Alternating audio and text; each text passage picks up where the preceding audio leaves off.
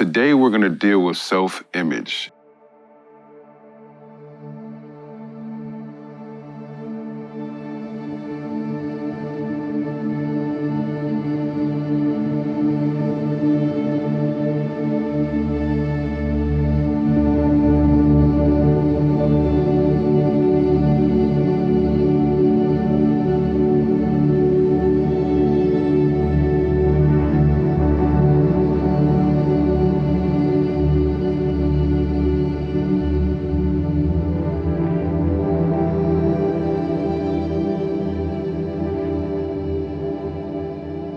So I grew up in Schenectady, outside of Albany. That was an amazing, traumatic roller coaster of a ride. During that time, emotions weren't really the thing to do. What made it difficult was getting older and not really learning how to process my emotions. I really didn't know how I was projecting myself to the world, let alone to myself. And then what really happened through those processes, it made me not trust the aspect of how I looked at myself. Because I looked at one point in time as some people in my family as monsters. I went through a whole range of emotions internally trying to deal with the aspect of dealing with somebody else's trauma, let alone my own trauma. And then what do we do with this if we don't talk about it or if we don't heal from it? My dad and I had a conversation that I know most people in life wish they could have with someone, especially their parents, about everything that they've ever felt. And because I was so angry and had so much rage, I wasn't really afraid to tell him all the things that I felt either. And at that point in time, once I started talking and I just let it out, my dad stops and he's like, man, I didn't know I made you feel that way. I felt that same way as a kid. And I sort of was like, huh? What do you mean you felt the same way as a kid? And then my dad starts to tell me about a lot of things that I never knew before. About how he grew up as a kid, about what happened to him as a kid, about ways that his father made him feel, and he was repeating the similar cycle that he just now was realizing. And at that point in time, I had a deeper realization of we were two hurt boys that were literally going through life, and then we came to that same place as two hurt boys that decided to heal and start to really reflect in how do my own children look at me, and how am I going through this whole cycle with them. So that process of dealing with self and dealing with the image with self was a deep theme that I didn't know was affecting me so badly. And that I didn't know needed to be healed so badly at the same point in time. So then going through that aspect with my father and then going through that aspect with myself, that was the first time that I really realized that I could be kind to myself. That I could start to look at myself and then actually do something that was very difficult to do, which is look myself in the mirror and tell myself that I loved myself. In that aspect, this is my introduction into the exercise that we're gonna do, which has to deal with self-image. So I wouldn't expect you all to feel like this is a poetry writing class at any point in time. This is more or less a reflective mirror that we're gonna go through this exercise with of how do you see yourself? How do you wanna see yourself? All right, 2 minutes starting now.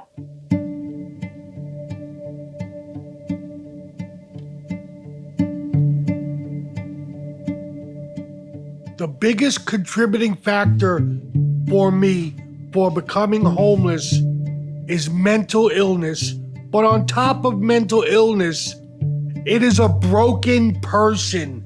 They have been through so many traumatizing things. Does anybody want to share theirs first? I was reflecting on how I see myself today, and I said the way I see myself now is a far stretch from where I would like to be, not only in life, but within myself. How I see myself now is also a far cry from where and what I have been in the past. So, I'm in a transitional period. I'm in a period of healing, growth. And so I recognize that I'm not where I want to be yet, but I know that where I am now is better than where I've ever been. So I could hear what you were saying from your transition through what you wrote. I could feel you saying that you're going through it, that like you've been through it to go through it for the most part, and that do you seem like you're excited about where you're going to? Peace. I'm working towards peace. That's the thing that's most important to me now in life, more than it ever was in the past. I can let everything else go and just have peace. I've seen people doing this since 2003, which is the reason why I continue to keep coming to rooms and trying to do stuff like this, is because I felt the same way you did, I feel the same way you do, and how all of you have felt about, like, is this something that can happen? Like, can we actually be in a room and be different and then feel better at the same time without it being about something that's gonna weigh us down? And you guys live with each other every day to keep affirming each other. And I wonder what that can do, you know, at that same point in time.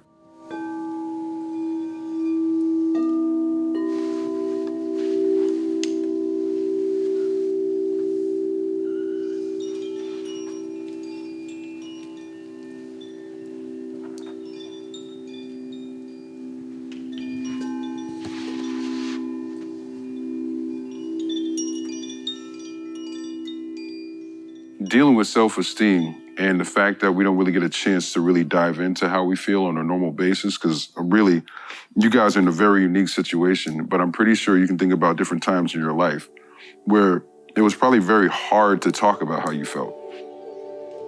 I told you all in the first session of some of the abuse that I had went through and my brothers and I had went through growing up, but one of the biggest factors that helped me get through it was my uncle. My uncle was a very funny guy.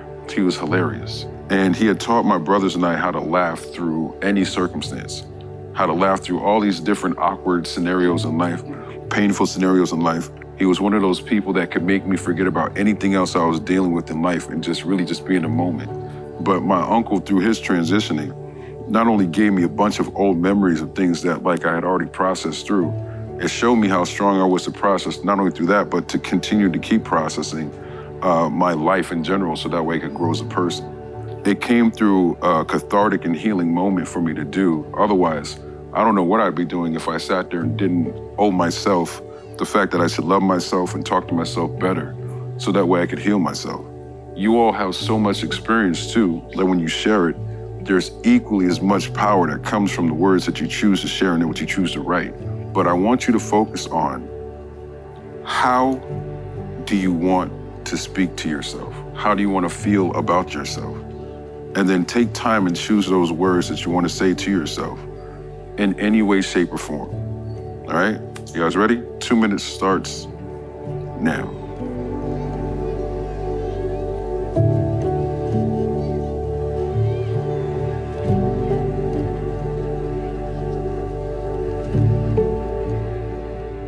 My feelings always come to an impact with my self-esteem, so I want to feel uplifting, strong, and happy with myself from what I accomplished over the years. I want to actually comprehend my success and feel proud, to truly understand what I'm here for. I have schizophrenia and PTSD.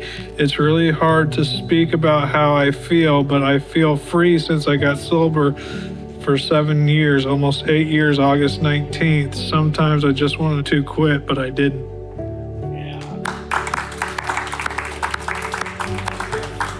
Okay, you're audible, Richie. Why was it a year? It touched me when he says it's hard for me to talk about my feelings. But then in the next sentence, he started to talk about his feelings. And what I see is he's very happy about all that he accomplished. So it just makes me happy that he realizes that. Yes. This is a little different. Just gonna read it. Hey, I love it. Get into it. I feel some heaviness still hold me back, causing still to harbor ill and negative feelings. Family dysfunction, yet Dawn, you are still moving. Keep going. Keep talking loving, kind words to yourself. Dawn, to continue reaching higher plateaus and peace and serenity and love. Back to that little Dawn with a God connection today. I am set free. That was wonderful. Today it's about I need to speak positive, loving things to myself and respect me so that I stop being judgmental and loving and kind and considerate to others. You want to say something? Yeah, I believe that affirmations are so important for us because we're all retraining our brains from trauma and suffering. We always have to remember that we're powerful, that we're strong, that we're loved. I believe it's retraining our brains to not be negative, that I don't feel good or I don't have any money. We're always abundant. And it's hard to wake up every day and I'm powerful and I'm beautiful. Sometimes you don't feel that way, but we have to. It's important for us to retrain our brains into thinking positively. Through all the stuff that we go through every day, but to still keep growing in the program. I've been in this program for 7 years, and there's a lot of stuff that I went through, but we still didn't give up. We didn't quit. Megan, how do you feel? I feel like we're doing the right thing, and that's important, and we're not wasting time. We're using all of our positive energy and our gifts to do the right thing.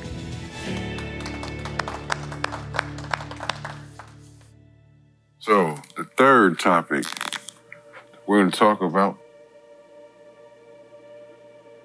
fear. Going through the aspect of learning how to see myself differently, speak about myself differently, brought me to the places of, all right, now, walk through the things that you've always been afraid to walk through, and walk through knowing that you're afraid to do it initially, and then understand that on the other side, things are going to be better, and you're going to be a lot different. I guess the thing that I was really afraid of before I decided to use my voice and actually be more emotional and vulnerable, and going through those thresholds, was I didn't know who I was going to be, and that scared the mess out of me.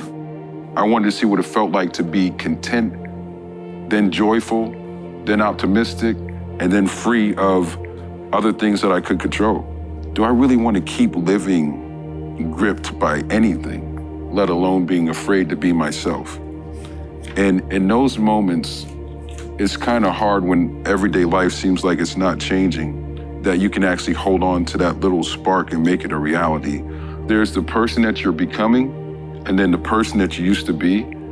That person who you used to be starts to dissipate, and that person you're becoming also has to come in. Our challenge today is we're gonna take something that we might have been afraid of, and we're gonna write about it like we're not afraid anymore. We got 2 minutes starting now.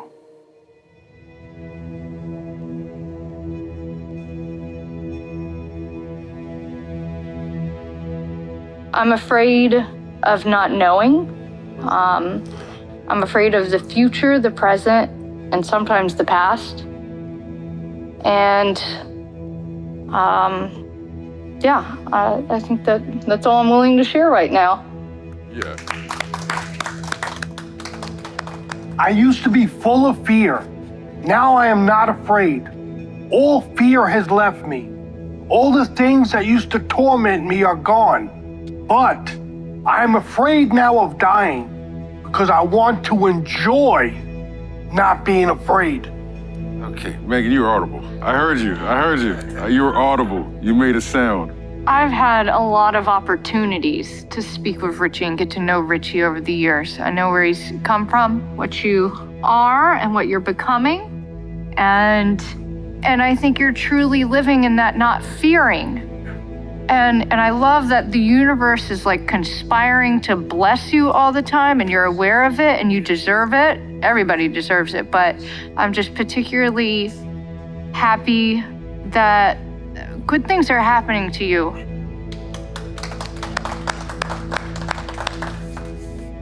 I had a fear coming into this, whether or not I'd be able to do anything. But see everybody overcoming their fears, it does inspire me.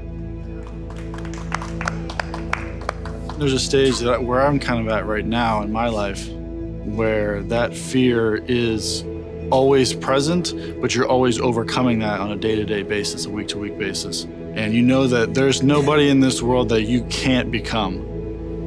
There's nothing that you can't tackle in this life. The point of bringing people together who have been homeless to write a poetry workshop isn't as obvious at first until you start going through it and you see that people are feeling seen, they're feeling heard, they're digging deep, They're being vulnerable with each other. We want to know each other, because if we can know each other, then we can love what we're doing and move forward. Like, it seems scary to talk about, right? You put fear up there initially, like, oh my God, I gotta get that, yeah. But then you start to see people talk about how they feel, and you're like, this feels really different than being afraid. Does it not? Who feels afraid now after talking about fear? When you've dealt with all this stuff that we have all had to deal with, and in a group where we're all sitting here purging that, it makes us stronger all together as a group.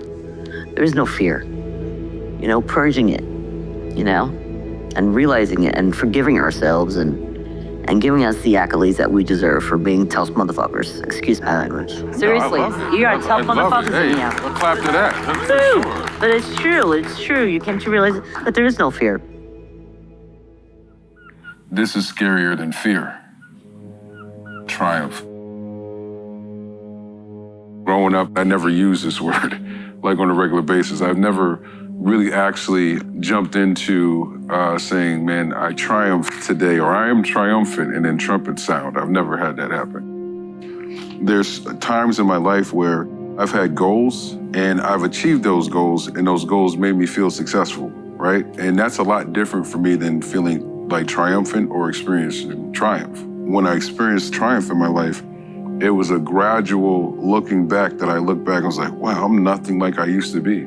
Realizing that I didn't know I had that much strength. And then that became a whole different type of self-acceptance. And then it became more of an embodiment, meaning that I had become living proof to myself that I could actually be something that I didn't think I could be. And then all of a sudden, I could not only understand it, I could understand the choices that I made and that I was making that would help me continue to keep growing into something that I wanted to choose to be, which was free and which was being in love with myself, and then in loving myself, loving everything else around me, and then giving that a chance to let that energy flow. I could feel my life's purpose all of a sudden make sense. I could feel every trial that I've been through making sense, and understanding that it was another opportunity for me to progress down a line so that way I could grow in a way that like people didn't have a chance to grow before me. I couldn't find a word to describe it besides being triumphant. And that's what leads us to our topic today. That's what leads us to what we're gonna write today and write about. Think about your growth in any way, shape, or form, or how you wanna grow. And I want you guys to write from that place. And I'm gonna give you guys 2 minutes.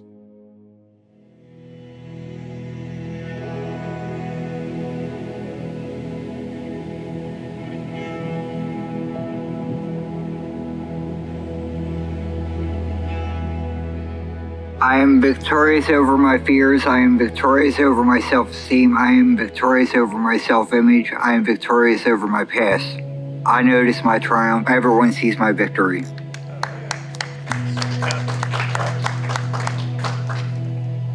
My confidence came from my writing. I like seeing people emerge out of their depression, knowing that they have a purpose in life. Yeah, you want to add something to that point, John? Triumph, victory over fear, victory over anxiety, victory over low self-esteem, triumph over it all.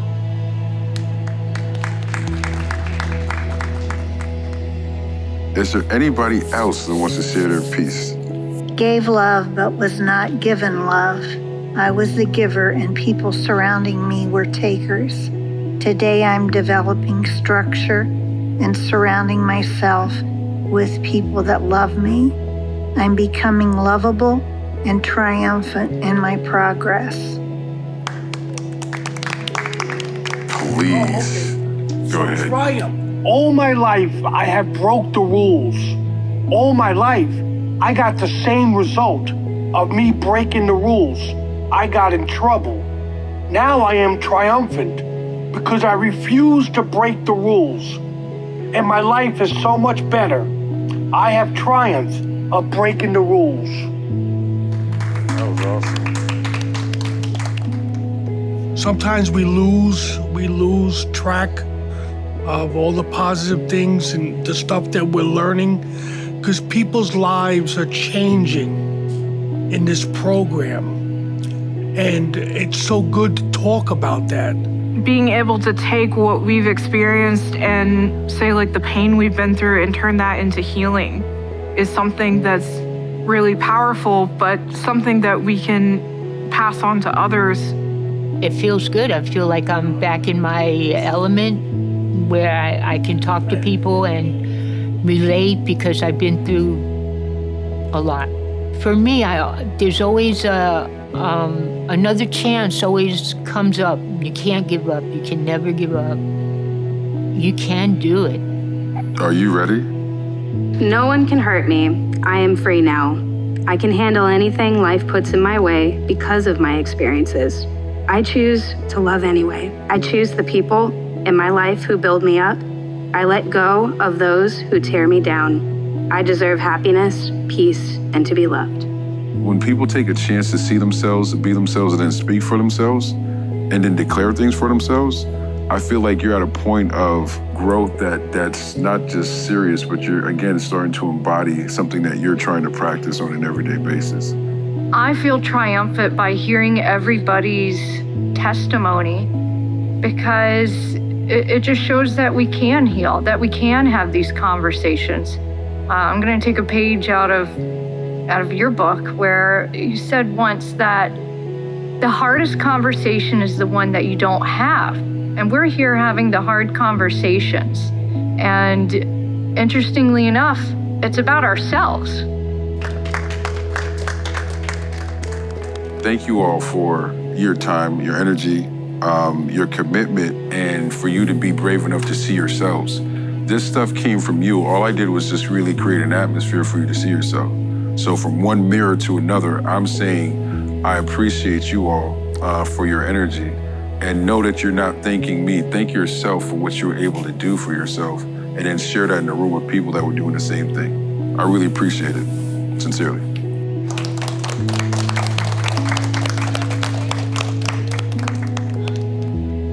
I couldn't help but think about how much my life has changed since living in second-heart homes. And this is the poem that I wrote. There was a time when I thought I'd be homeless for the rest of my life. Now, I got butterflies in my backyard. There was a time when drinking a beer was the only way to escape my misery. Now, I got butterflies in my backyard. There was a time when I was so lonely I would talk to myself. Now, I got butterflies in my backyard. There was a time when I spent years in solitary confinement. Now, I got butterflies in my backyard. There was a time when rats would crawl over my sleeping body. Now, I got butterflies in my backyard. There was a time I kept going to jail because of my drinking alcohol. Now, I got butterflies in my backyard. There was a time when my family was very disappointed with me. Now, I got butterflies in my backyard. Second Heart Homes has butterflies in their backyard, and I love it.